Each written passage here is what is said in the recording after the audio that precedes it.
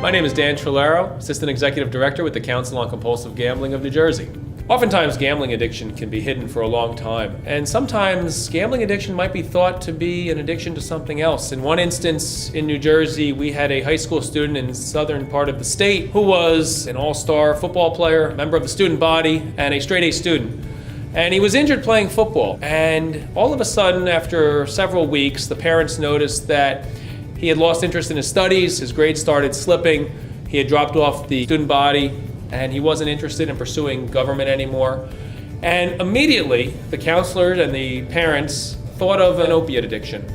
And so they started monitoring him and asking him questions. However, what they didn't realize was now that he was unable to play football, he was going home on his Xbox and gaming 4 to 6 hours every day.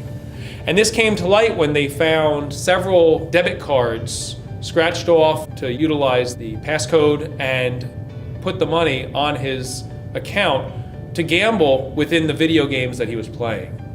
And so when confronted with this new realization that it may not be a drug problem, but rather a gaming or gambling problem, the student got very upset, agitated, and the parents immediately knew that they were onto something here. They proceeded to take his Xbox away, locked it in the trunk of the car.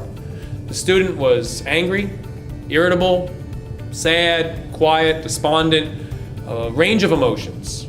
That evening, the individual went down into the garage, took a hammer, and smashed the windshield of his mom's car to pop the trunk to get his Xbox console back. You see, that's what a gaming or gambling addiction can do. It's not something that we put into our body.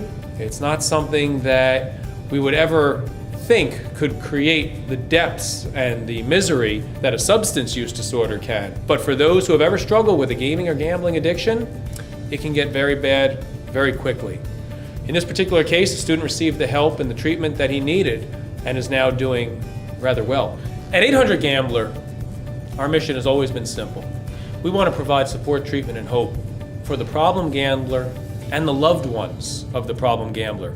We never want to lose sight of the family members who are oftentimes the ones cleaning up the mess or picking up the pieces while the problem gambler starts to repair his and her life.